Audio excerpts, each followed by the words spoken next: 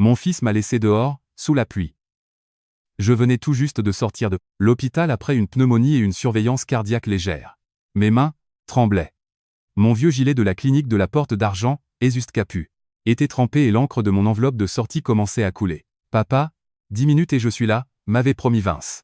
Les 10 minutes sont devenues 20. Les 20 sont devenus presque 1 heure. Je l'ai appelé 11 fois.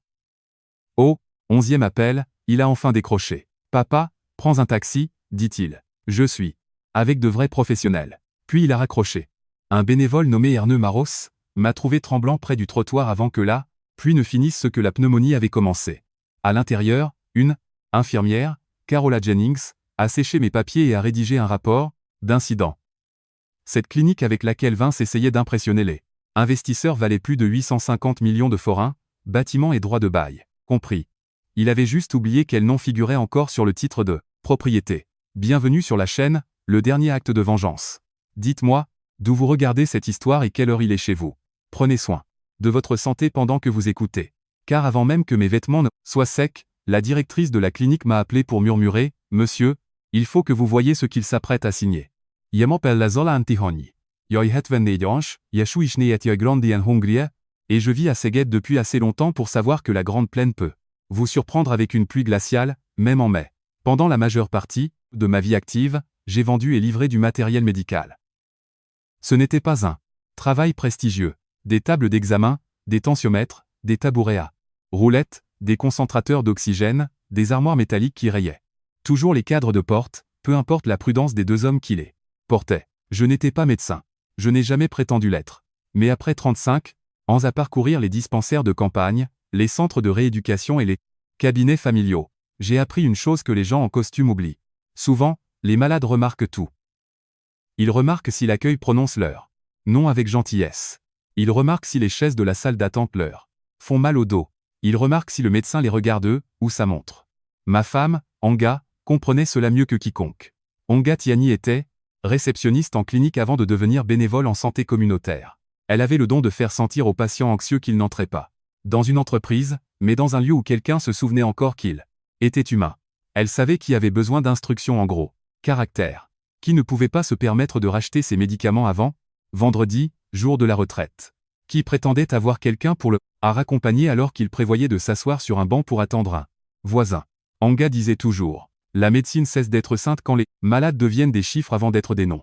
Cette phrase est devenue la fondation de la clinique familiale de la Porte d'Argent, Ezust Capu. Cela n'a pas commencé comme une clinique privée rutilante.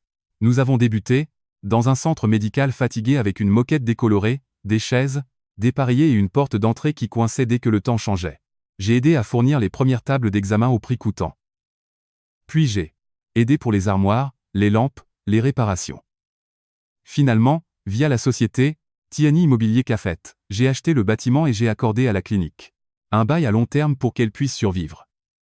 Anga restait assise à la réception pendant ses premières années, appelant les patients par leur nom, leur rappelant les soirées de dépistage et organisant discrètement des trajets pour les personnes âgées trop fières pour demander.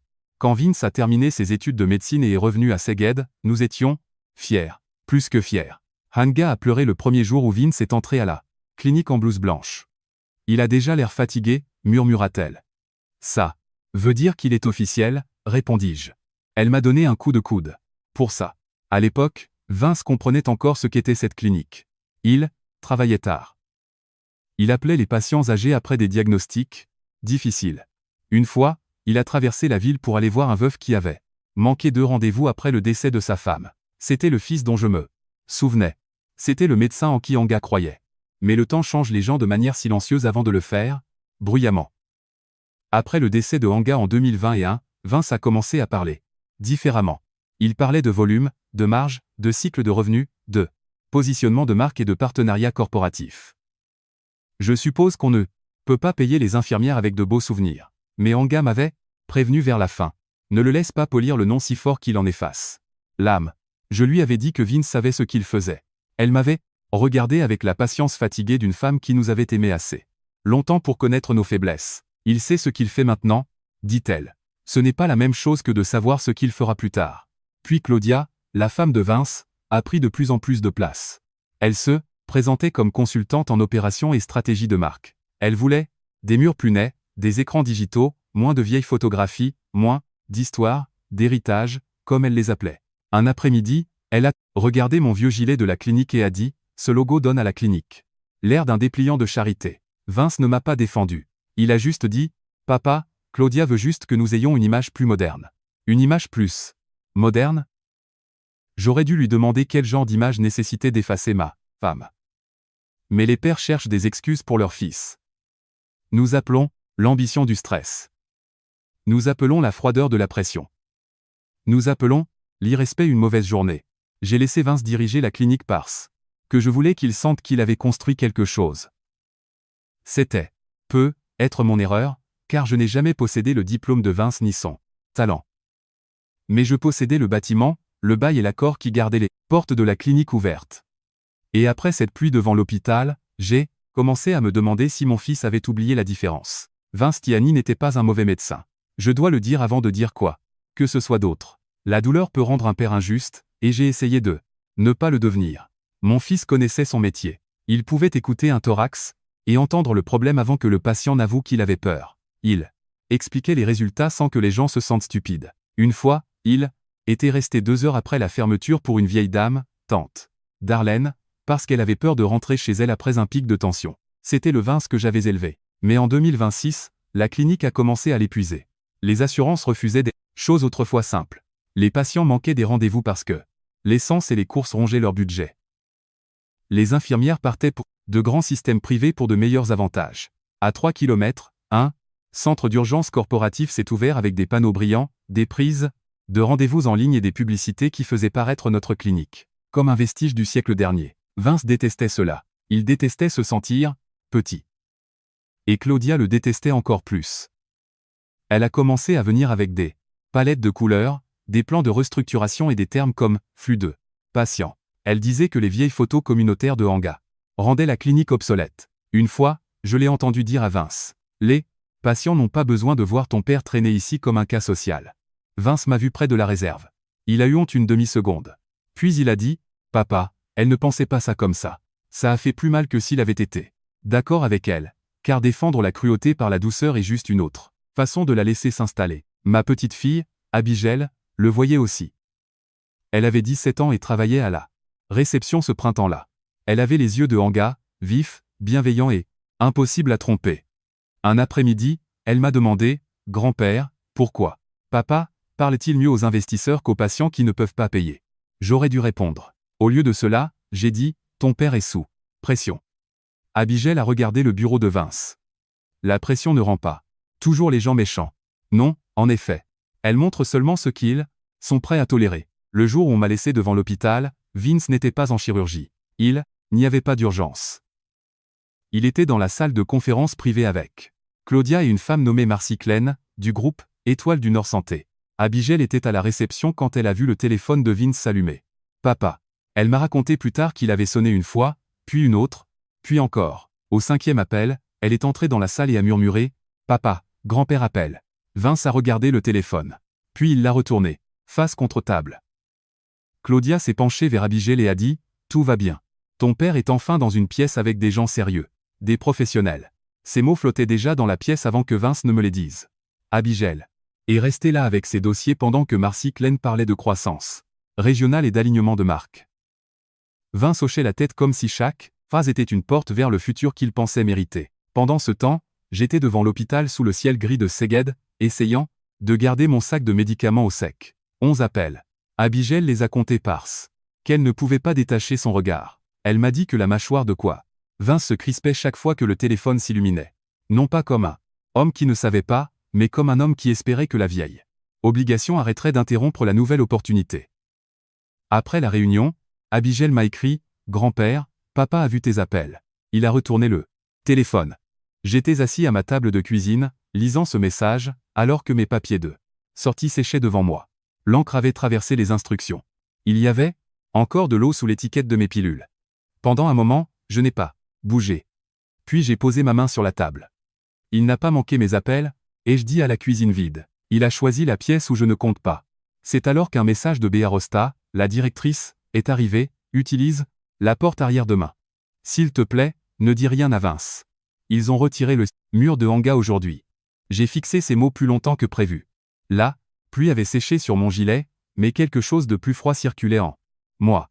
Je pensais que Vance m'avait seulement laissé devant un hôpital. Puis Béa m'a appris qu'il avait commencé à effacer le nom de sa mère des murs de la clinique. Je ne voulais pas retourner à l'hôpital. Ça peut paraître idiot, mais la fierté des vieux se niche dans des endroits étranges. J'avais survécu à la pneumonie, au monitoring cardiaque, à 3 nuits de surveillance, et à cette terrible petite peur. Quand votre poitrine est trop lourde pour qu'on lui fasse confiance. Puis on vous libère, et votre propre fils vous laisse sous la pluie. Il y a une honte là, dedans qui ne s'explique pas tant qu'on ne l'a pas vécu.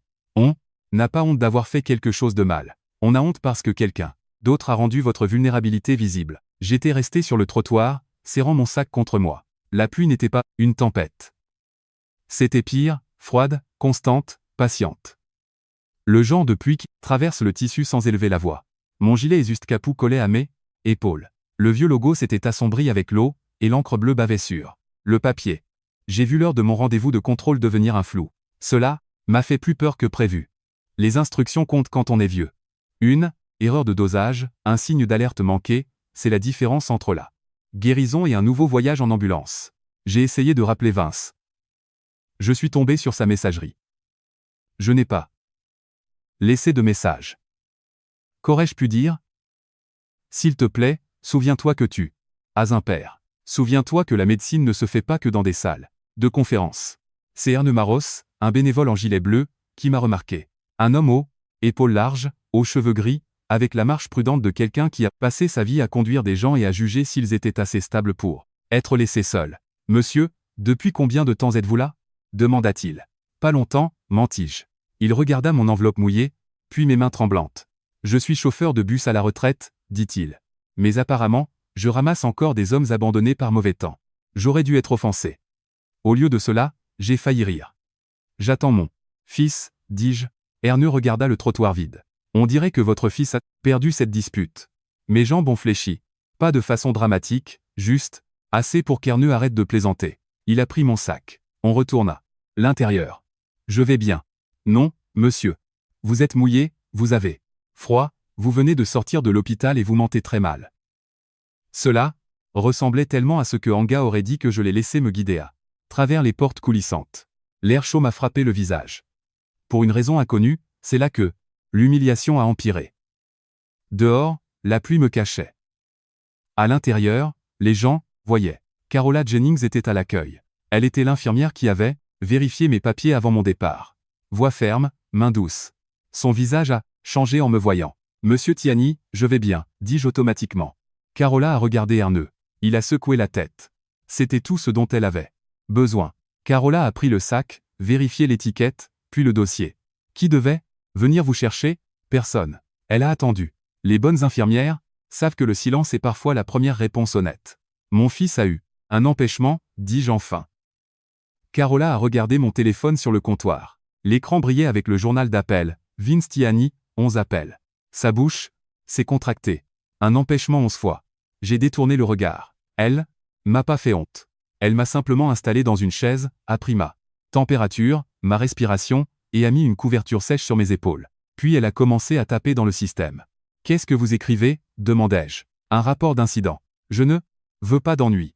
Carola ne leva pas les yeux. Les notes ne sont pas des ragots, monsieur Tiani. C'est parfois ainsi qu'on protège les gens. J'écoutais le clic des touches. Patient laissé sans surveillance à la sortie, après l'échec du transport familial prévu.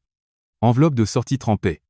Sac de médicaments humides. Patient frissonnant. Rapport du patient, son fils lui a dit de prendre un taxi. Chaque phrase était comme un clou fixant la vérité au mur. Une partie de moi détestait ça. Une autre en avait besoin. Car si personne n'écrit ce qui arrive à un vieil homme, le monde a tendance à appeler ça un malentendu. Plus tard, Erne est revenu avec un café de l'automate. Il est horrible, dit-il, mais il est chaud, et à notre âge, c'est une fonctionnalité. Cette fois, j'ai vraiment ri. Carola a aidé à remplacer les papiers endommagés et les a scellés dans une pochette en plastique. Elle a aussi dit qu'elle organiserait un transport sécurisé si mon fils ne venait pas. Mon fils. Les mots sonnaient différemment maintenant, comme un titre dont Vince s'était démis sans me le dire. Puis mon téléphone a sonné. Béa Rosta. Béa, sa voix était basse et tendue. Monsieur, je suis désolé. Je sais que vous sortez à peine, Mais le docteur Vince est en train de signer quelque chose avec Étoile du Nord. J'ai fermé les yeux. Quel genre de chose?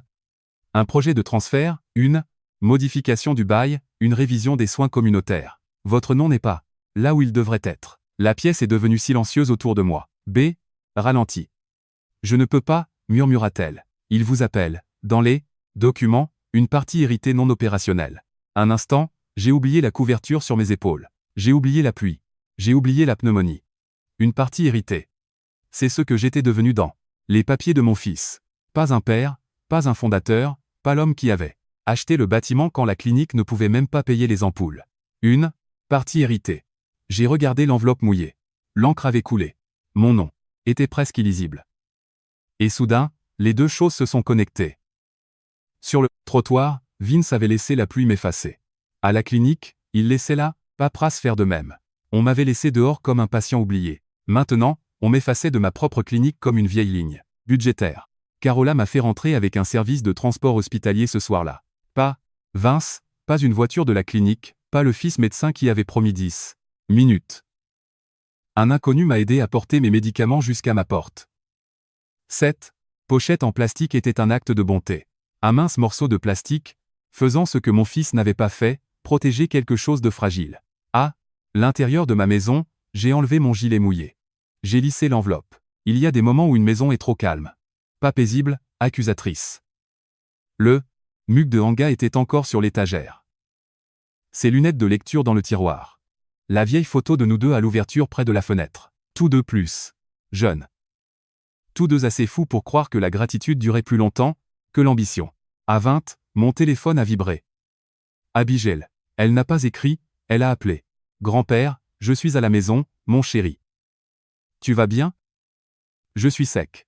Maintenant. Elle savait que ce n'était pas une réponse. Je suis désolé, murmura-t-elle. Pourquoi? De ne pas avoir parlé plus tôt. Abigail, tu as 17 ans. Les adultes ne devraient pas te charger de leur propre lâcheté. Elle a fini par dire ce que je savais déjà. Papa a vu tes appels. Il a retourné le téléphone. Cette image s'est installée en moi comme une pierre. Mon fils n'avait pas manqué l'appel. Il l'avait enterré. Claudia s'était penchée et avait dit « Ne dérange pas ton père. Je ne sais pas qui papa est en train de devenir, dit-elle. J'ai voulu le défendre. Le réflexe paternel était têtu.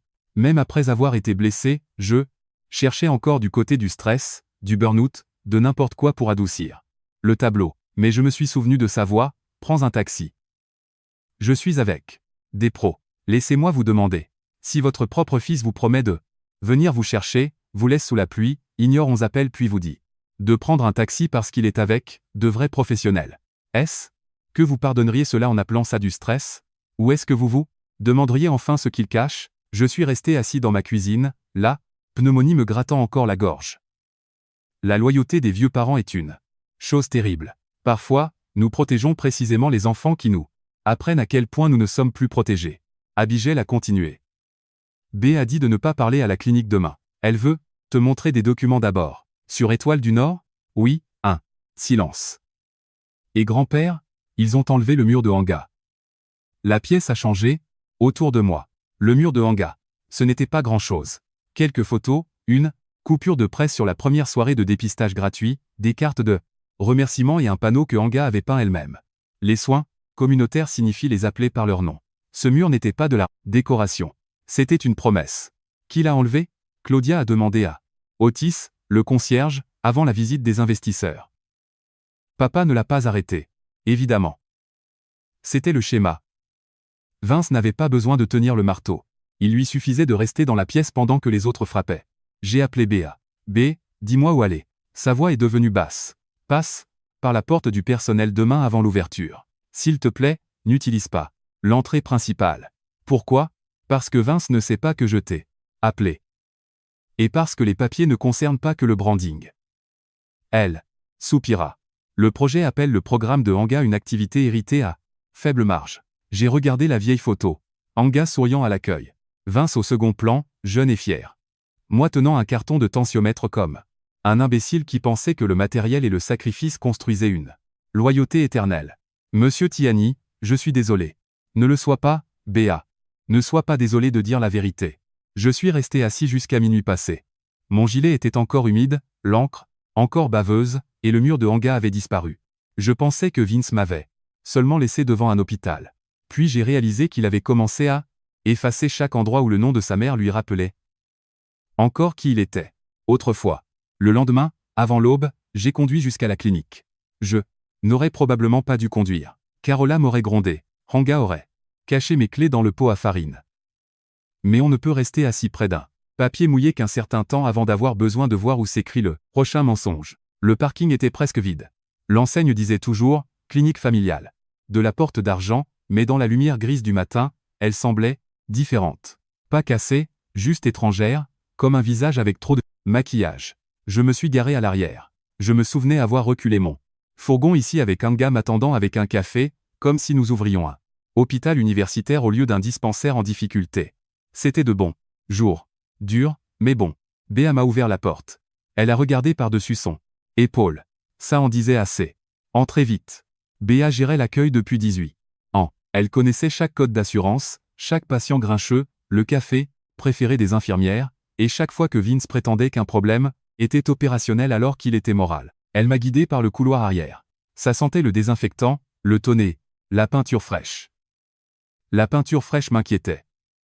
Les gens repeignent les choses quand ils veulent que les visiteurs croient que rien n'existait là. Auparavant, dans la salle d'attente, le mur de hanga était vide. Je me suis arrêté.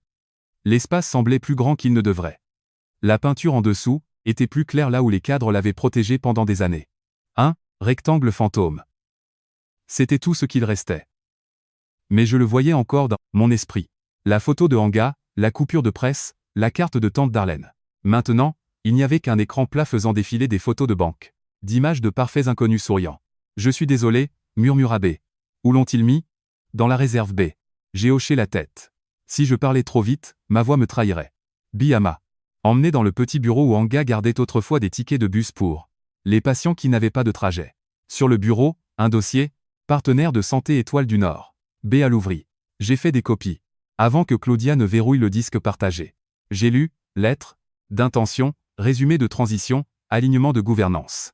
Ces mots ne semblaient pas violents. C'est ainsi que les affaires blessent les gens, elles utilisent un langage propre. B a pointé une section marquée. J'ai lu lentement, propriétaire héritier, non opérationnel, programme communautaire, activité héritée à faible marge. Révision recommandée, réduire les créneaux pour les personnes âgées à tarif, réduit de 38 rendez-vous hebdomadaires à 8 exceptions discrétionnaires. Mon souffle s'est coupé. De 38 à 8. Les chiffres peuvent être cruels quand ils portent les mathématiques comme déguisement. Hanga a construit ces créneaux, dis-je, je sais. Elle les a construits parce que les gens avec de petites retraites ne tombent pas malades que 8 fois par semaine. Les yeux de B.A.S. sont remplis de larmes. Il y a plus. Elle me montra un projet de transfert, de bail. Entité opérante clinique de la Porte d'Argent, langage de E. Transition Étoile du Nord. Cession proposée des droits de bail. J'ai cherché mon nom. Il n'y était pas. Tiani Immobilier KFT. Apparaissait dans une note de bas de page. Notification aux propriétaires en cours, après alignement, opérationnel. Notification aux propriétaires. Cela m'a fait rire. Un rire sec et laid. J'avais acheté le bâtiment quand la clinique pouvait à peine s'offrir une deuxième imprimante. J'avais changé la plomberie quand l'évier débordait. Vince voulait maintenant glisser par-dessus moi comme sur une fissure dans le sol. Vince a paraffé 3 sections hier, chuchota Béa. La signature finale? Pas encore. Cela me donnait un souffle d'air. Un seul. B me fit glisser une autre page. Les notes de Claudia sur le branding. Retirer les affichages émotionnels datés des zones de contact avec les patients avant la visite. D'Étoile du Nord. Affichage émotionnel daté. Ma femme. Son travail. Ses patients. J'ai posé ma main à plat sur le papier. Il l'a laissé appeler hanga. Daté. Un bruit est venu du couloir. Otis Grant est entré avec sa boîte à outils. Otis gérait la maintenance depuis des années. Homme calme, main précise. Il m'a vu. Et s'est figé. Monsieur Tiani, Otis. Il a regardé le dossier, puis moi. Je ne voulais pas enlever le mur, dit-il. Je sais. Ils m'ont dit qu'Étoile du Nord voulait une première impression plus nette. J'ai hoché la tête. Où sont les cadres? Réserve B. Je les ai emballés. C'était Otis. Même quand on lui demandait d'effacer quelque chose, il le protégeait. Je l'ai remercié. Le téléphone de Bia a vibré. Elle a blêmi. Vince vient de texter. La visite d'Étoile du Nord est avancée. Marcy Klein arrive demain matin. La pièce a semblé basculer. Peut être à cause de la faiblesse. Ou de la colère. Ou de la pneumonie. Il y a une dernière chose, dit B. Ils veulent renommer le programme de Hanga. En quoi? Portée héritée, Legacy, Outreach. Je l'ai fixé. Catégorie marketing optionnelle. Un instant, je n'étais plus dans ce bureau. J'étais 20 ans plus tôt, regardant Hanga s'asseoir avec un vieil homme, Monsieur Sabot, l'aidant à comprendre pourquoi. Son médicament pour la tension comptait, même s'il ne pouvait pas prononcer le nom sur la boîte. Hanga n'appelait pas ça de la portée. Elle appelait ça du soin. Mon téléphone a sonné. Maître Gellert, mon avocat. B lui avait envoyé les sons scan. J'ai l'air? Sa voix était sèche comme du vieux papier. Zalan, j'ai revu ce que ta directrice a envoyé. Ils essaient de transférer un droit de bail, qu'ils n'ont pas l'autorité de transférer. J'ai fermé les yeux. Les médecins sont bons avec les corps. Ils deviennent beaucoup moins impressionnants quand les contrats commencent à poser des questions. B a presque souri. Moi aussi. Que fait-on? Rien de bruyant pour l'instant. Garde les copies. Photographie le mur vide. Et Zalan.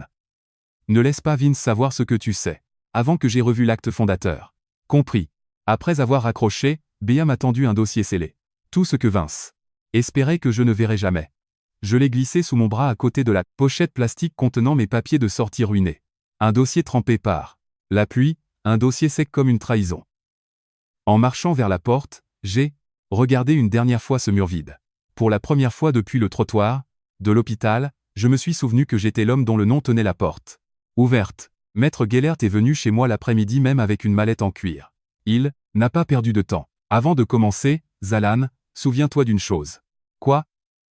Tu n'as jamais possédé le diplôme de ton fils. Je sais. Son expertise ne t'appartient pas. Gellert t'a pas sur le dossier bleu. Mais tu possèdes le bâtiment. Tu contrôles le bail principal, et la clinique fonctionne. Sous ce bail depuis 12 ans. Pour la première fois, j'ai senti mon souffle ralentir. Pas parce que je voulais me venger, mais parce que la vérité avait enfin trouvé une chaise à ma table. Gellert ouvrit le dossier. Tiani Immobilier Caft. Il y avait mon nom, celui de Hanga, les actes d'achat. La clinique paie un loyer selon un bail principal, protégé. Toute cession, transfert ou changement réduisant l'accès communautaire nécessite l'approbation écrite de la CAFET. Vince le sait, il a signé l'acte de reconnaissance quand il est devenu directeur médical. J'ai l'air pris, le dossier marron, pacte de soins communautaires. Ma gorge s'est serrée. Hanga avait insisté pour cet acte des années auparavant. Je me souvenais d'elle. Dans le bureau de Gellert. Sa main était déjà plus fine, la maladie commençait à voler son corps. Mais sa voix était claire, si nous bâtissons une clinique, sous notre nom, je veux que le nom signifie quelque chose quand nous ne serons plus là. Gellert lu, la clinique Esus Capu doit préserver l'accès pour les personnes âgées à faible revenu, le support de révision médicamenteuse et les programmes communautaires, sauf renonciation écrite de l'intérêt propriétaire fondateur. Il fit une pause. Aucun patient ne sera traité comme un inconvénient opérationnel simplement parce qu'il est vieux, pauvre, lent ou sans transport. C'était Hanga. Pas sentimentale, concrète. Gellert sortit une lettre pliée. Hanga a joint ceci aussi. Je reconnus son écriture, pour Zala, au cas où ils oublieraient pourquoi la porte s'est ouverte. Ma main tremblait. Hanga avait écrit, ne laisse pas cette clinique devenir un lieu où les vieux sont traités plus vite qu'ils ne sont écoutés. J'ai lu cette ligne 3 fois. Vince pense que je me suis retiré, dis-je. Vince dit aux gens que tu t'es retiré. C'est différent. Gellert nota sur son bloc. Notification de tentative de cession de bail non autorisée, exécution du pacte communautaire, révision extraordinaire de gouvernance. Chaque ligne était un sac de sable contre l'inondation. Mon téléphone a sonné. C'était B. Monsieur, la visite d'Étoile du Nord est fixée à demain matin. Marcy Klein vient avec 2 cadres. Vince a dit au personnel de tout garder étincelant et de ne pas parler des anciens programmes. Ma mâchoire s'est crispée. Le mur de Hanga? Dans la réserve. Mon gilet? Dans le placard à balai. Il y a des mots qui ne devraient pas blesser un homme de 74 ans. Gilet ne devrait pas l'être. Mais ce vieux vêtement était là à la première semaine.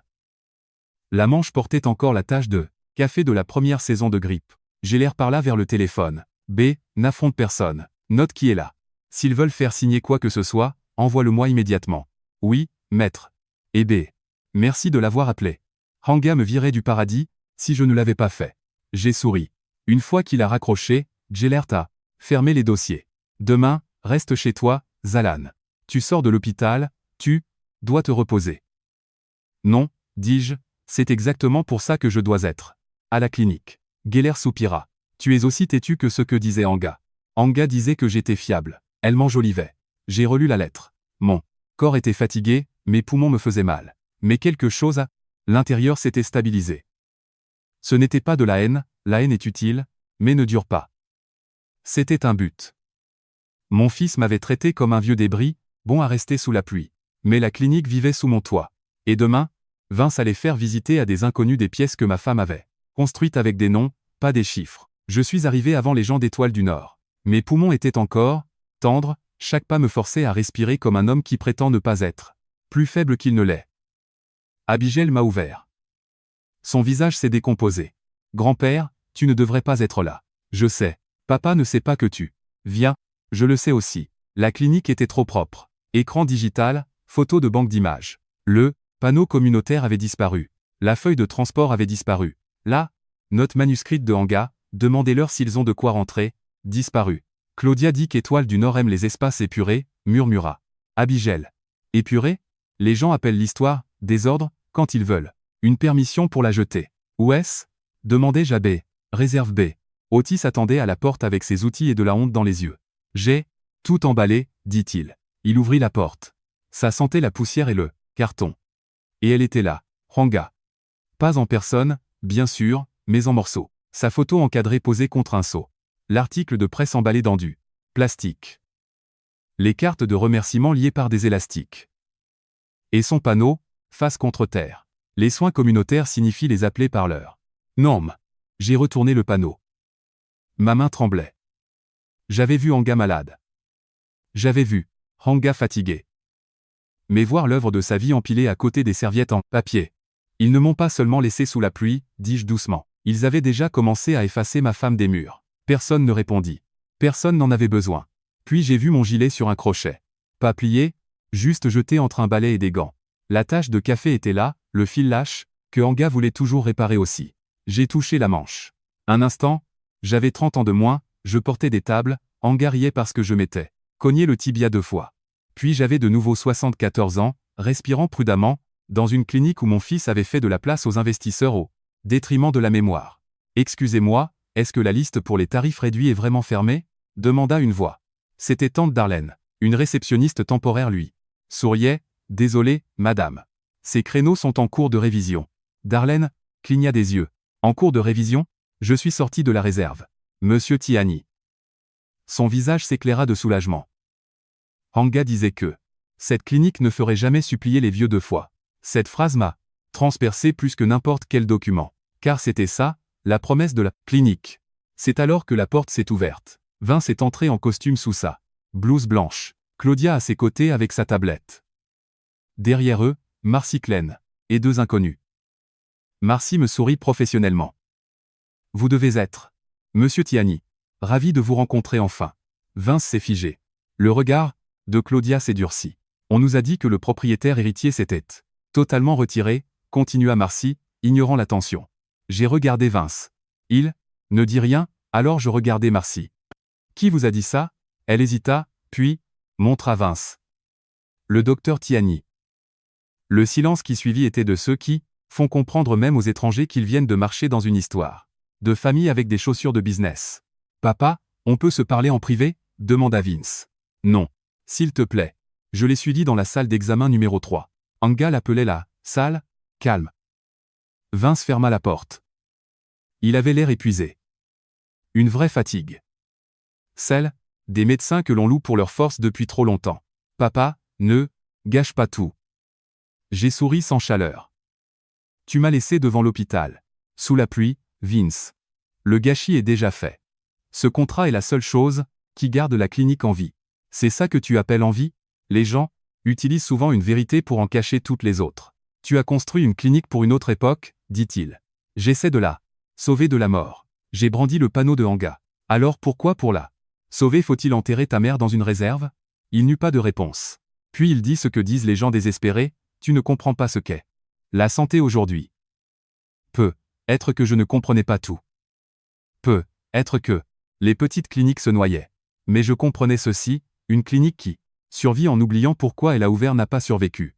Elle a juste changé de corps. Dehors, j'entendais Claudia essayer de détourner l'attention de Marcy. J'entendais Béa. Attendez, s'il vous plaît. Puis la voix de Marcy, on nous a assuré que la gouvernance était réglée. Alignement de gouvernance. Autre saut pour la mémoire. J'ai regardé Vince. Le petit garçon que Anga avait élevé, le médecin sur lequel elle avait pleuré, l'homme qui avait vu mon nom s'allumer 11 fois et avait retourné son téléphone. Je t'ai laissé gérer, dis-je, c'est comme ça que ta mère a fini dans un bac en plastique. Il tressaillit. Bien. Certaines vérités doivent faire mal là où elles entrent. Je suis retourné dans le couloir. Tout le monde s'est tourné vers moi. Marcy serrait son dossier. Claudia était livide. Abigail essuyait ses joues.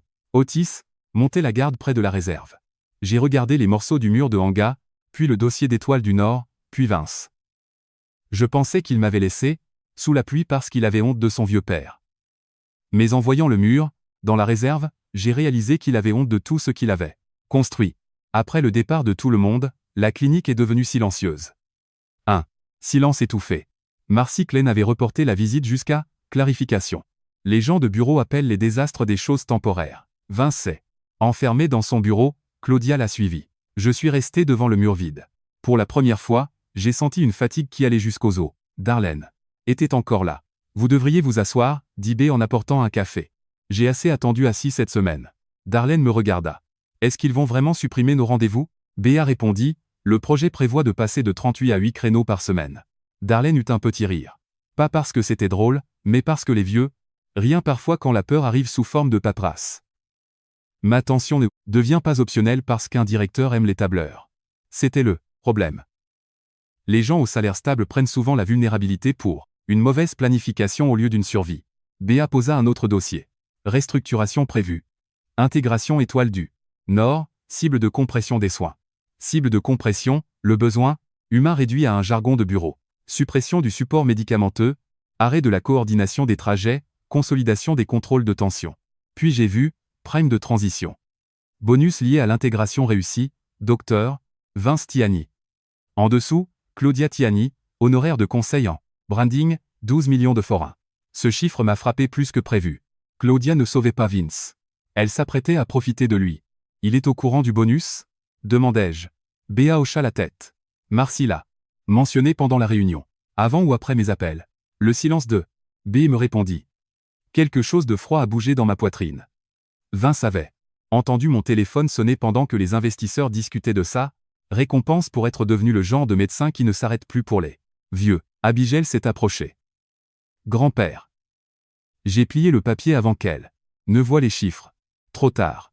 On la paie pour ça? J'ai hoché la tête. Elle semblait physiquement malade. Papa a dit que c'était pour la survie. Peut être qu'une partie l'est. Mais pas tout. Je ne comprends pas comment la médecine devient ça. Ça arrive lentement, Abigail. Un appel ignoré à la fois. Oh ufo. La porte du bureau s'est ouverte. Vince est sorti. Il avait l'air épuisé. Il a vu les dossiers dans ma main, son visage s'est durci. B, laisse-nous. Non, répondis-je pour elle. Papa, ça nous regarde. J'ai brandi la page du bonus. C'est devenu l'affaire de tous quand tu as commencé à couper les soins. Pour impressionner des cadres. Tu crois que c'est ça? J'essaie de sauver. Les juste capou. Tu n'as aucune idée des coûts. Le gaz, les salaires, l'assurance. On perd de l'argent sur chaque programme que maman aimait tant. Sa façon de dire « aimait » au passé, comme si l'humanité était périmée. Pourquoi fallait-il me laisser dehors pour sauver la clinique? Il s'est figé. Claudia est apparue derrière lui. Vince, les avocats attendent. 7. Transition est standard. Personne ne veut blesser personne. J'admirais presque la netteté du mensonge. Darlene s'est levée, les mains tremblantes. Madame. Commença Claudia, mais Darlene l'arrêta. J'ai besoin de mes médicaments et de quelqu'un qui répond quand on a peur la nuit. Votre mère m'appelait après les orages parce qu'elle savait que mes rhumatismes empiraient avec le froid. Vince détourna les yeux. C'était tout. Pas de la culpabilité, de la mémoire. La chose la plus dangereuse de la pièce. Mon téléphone a sonné. C'était Gellert. Zala? J'ai revu le pack. Ils ont déjà préparé le transfert de bail et les cibles de réduction. Je gèle tout. Demain matin, révision extraordinaire en salle de conférence. Tout le monde vient. Vince a enfin montré de la peur. De la vraie peur. Pas de me perdre, mais de perdre le contrôle. J'ai raccroché. La clinique semblait soudain plus petite, plus froide, comme si les murs s'étaient mis à écouter. Vince fixait mon enveloppe mouillée sous mon bras, puis le panneau de Hanga. Et je pense que pour la première fois, il a réalisé que le vieil homme qu'il avait laissé dehors possédait encore le pouvoir d'arrêter le futur qu'il avait déjà promis. La réunion extraordinaire a eu lieu le lendemain. Gellert est arrivé avec 2 caisses de documents. Abigail serrait la photo de Hanga contre elle. Otis avait rapporté les morceaux du mur. Vince est venu en costume, Claudia avec sa tablette. Marcy Klein et ses avocats sont arrivés en dernier. Avant de commencer, dit Gellert, je veux qu'il soit acté que Tiani Immobilier Café n'a approuvé aucun transfert de bail ni aucune réduction des obligations communautaires. Marcy croisa les mains, nous avons agi selon les représentations du docteur Tiani. Ces représentations ont dépassé son autorité, trancha Gellert. Il distribua les copies. Claudia a cessé de taper. Le pacte communautaire interdit toute réduction de l'accès sans l'accord écrit de l'intérêt fondateur. Béa distribua la liste des bonus. Marcy semblait mal à l'aise. Son avocat lui murmura quelque chose. Gellert leva une autre page. Parlons du mémo de transition. Il y est écrit « Affaiblissement attendu de la résistance héritée après la transition opérationnelle ». On a appelé mon client « Résistance héritée alors qu'il luttait contre une pneumonie après avoir été abandonné à la sortie de l'hôpital ». Marcy regarda Vince. « Ce mémo n'est pas de moi », cria Vince. « Non, dit Gellert, mais la réunion a eu lieu pendant que ton père t'appelait 11 fois. Cette phrase est restée dans l'air. 11 fois. Aucun jargon médical, juste, la vérité brute. Carola Jennings est entrée, encore en blouse. Elle a remis son rapport. Patient laissé sans surveillance sur le trottoir. Patient frissonnant. Médicament trempé. Patient incité à prendre un taxi. Vince ferma les yeux. Gellert posa l'enveloppe mouillée au milieu de la table. Ce papier gondolé, cette encre bleue baveuse. Pas besoin de discours. Certains objets témoignent mieux que les hommes. Abigail s'est levée. Papa a vu que grand-père appelait, dit-elle doucement. Vince leva les yeux. Abigail, non. Je suis entré dans la pièce. Le nom de grand-père brillait sur ton téléphone. Tu as retourné le téléphone. Silence. Le genre de silence où personne ne peut plus sauver le mensonge. Hanga Mama m'a appris que la médecine servait à ce que les gens ne soient pas seuls, dit Abigail en pleurant. B, Otis, puis Darlene ont chacun ajouté une pièce. Le mur enlevé, les bonus, les vieux mis de côté. Chaque phrase poussait, la pièce loin du business et près de la vérité. Marcy finit par regarder Vince. Docteur Tiani, étiez-vous conscient que votre père détenait les droits de propriété? Vince répondit trop lentement. Oui, Claudia se tourna vers lui, furieuse, tu m'as dit que le bail suivait l'opération. Dans la plupart des endroits, c'est le cas, mais pas ici, dit Gellert. Vince se cacha le visage dans les mains. À ce moment-là, il ne semblait plus un médecin, mais un fils épuisé, piégé par sa propre ambition. Vous ne comprenez pas comme c'est dur de tenir une petite clinique. Aujourd'hui, explosa-t-il. Gellert resta calme, personne ne conteste le stress. On conteste le fait d'avoir abandonné ton père pour négocier des bonus. Sur son dos, Gellert tendit la liste des bonus à Claudia. Elle lut ses honoraires, puis ceux de Vince. Son visage se décomposa. Tu m'as dit que c'était pour protéger la clinique. Tu connaissais tes honoraires, répliqua Vince. Tout a craqué. Ce n'étaient pas des génies du mal, juste des gens égoïstes qui s'étaient servis l'un de l'autre en prétendant sauver quelque chose de noble. Marcy rembalassé. Dossier. Étoile du Nord suspend toute négociation jusqu'à révision légale. Le retrait corporatif est toujours plus rapide que le soin communautaire. Gellert se leva. Avec effet immédiat, la Tiani Immobilier Café gèle tout, transfert. Le pacte communautaire est restauré. De plus, les pouvoirs du docteur Vince Tiani sont restreints concernant toute modification des programmes. Vince fixait la table. Je me suis levé aussi. J'ai pris le panneau de Hanga. Quand ta mère se mourait, dis-je Alcan, elle s'inquiétait plus des patients que d'elle-même. Elle m'a fait promettre que ce lieu ne serait jamais un endroit où les vieux seraient traités au lieu d'être vus. J'ai survécu à la pluie, Vince. Mais ce qui m'a terrifié, c'est de réaliser que tu avais appris à ne plus voir les gens dès qu'ils devenaient gênants. Gellert me tendit le dernier document. Restauration du programme. Communautaire Hanga Tiani. J'ai signé. Ma main tremblait, mais Abigail était là. Vince regardait l'enveloppe mouillée. Et je pense qu'il a enfin compris. Pas parce qu'il avait fait des erreurs de business, mais parce que le premier être vulnérable qu'il avait cessé de voir, c'était son propre père. 3 mois plus tard, la pluie est revenue à Szeged. Juste une petite pluie, fine. J'étais à l'accueil et je regardais Abigail aider un vieux monsieur. Elle souriait comme Hanga. Le patient d'abord, le papier après. Beaucoup de choses, avait changé. Étoile du Nord avait disparu. Claudia est partie 2 semaines. Plus tard. Pas de drame, juste des cartons et du silence. C'était sans doute mieux. Il y a des gens qui ne sont pas méchants, mais qui croient trop longtemps que l'efficacité et la sagesse. Vince est resté. Cela en a surpris beaucoup. Pas comme directeur, ses pouvoirs étaient gelés, mais comme médecin. Et j'ai veillé à ce que la punition ne touche jamais ses patients. Un père peut être déçu par son fils sans vouloir que des inconnus en souffrent. Le mur communautaire est revenu à sa place. Otis a même réparé les cadres. Darlene a pleuré en le revoyant. Bien, on dirait de nouveau que des humains travaillent ici. Nous avons lancé le fond du trajet. Sécurisé. Des chauffeurs bénévoles, des livraisons de médicaments, des appels, de suivi. Rien de brillant. Mais chaque fois qu'un vieux rentrait chez lui au lieu de rester sous la pluie, le nom de hangar restait vivant. Vince et moi n'avons pas beaucoup parlé au début. Certaines blessures ont besoin d'honnêteté avant de mériter une conversation. Un soir, je l'ai trouvé devant le mur. Je détestais ce mur quand j'étais jeune, avoua-t-il. Pourquoi? Parce que maman se souciait plus des gens que de l'argent. Je croyais qu'elle était naïve. Maintenant, je sais qu'elle était courageuse. C'était ça. Première vérité depuis des mois. La vérité est là où commence la guérison. Plus tard, Vince a parlé devant tout le personnel. J'ai laissé mon père dehors.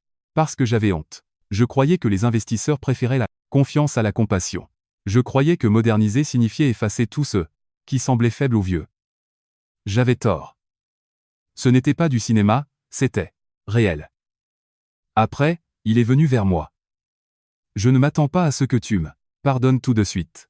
Tu ne l'auras pas tout de suite. Il hocha la tête. C'est juste. Je pense que maman serait déçue de moi. Oui, dis-je. Cela lui fit mal. Mais j'ajoutais, elle voudrait aussi que tu deviennes meilleur, pas seulement que tu aies honte. Aujourd'hui, je vais encore à la clinique 3 fois par semaine. Je m'assois au café et je parle avec ceux qui ont besoin que quelqu'un ralentisse pour eux. Parfois Abigail me rejoint. Parfois Erne passe pour un contrôle de tension. Et, parfois, Vince passe devant le mur de hangar, un peu plus lentement qu'avant. C'est peu, être ça, la guérison. Pas oublier, pas prétendre qu'il n'a jamais plus. Juste refuser que notre pire moment devienne la définition finale de notre vie. Car là je vous apprends une chose. Ceux qui nous blessent sont souvent les mêmes que nous espérons encore voir devenir meilleurs. Merci d'avoir passé ce temps avec moi et d'avoir écouté cette histoire qui n'a jamais vraiment parlé de pluie ou de contrat. Elle parlait de dignité. Si vous avez écouté jusqu'au bout, dites-moi d'où vous regardez. J'aime voir jusqu'où voyagent ces histoires. Et si elle vous a touché, n'oubliez pas de vous abonner au dernier acte de vengeance. Une autre histoire vous attend déjà sur l'écran. Peut être que le destin sait déjà que c'est celle dont votre cœur a besoin.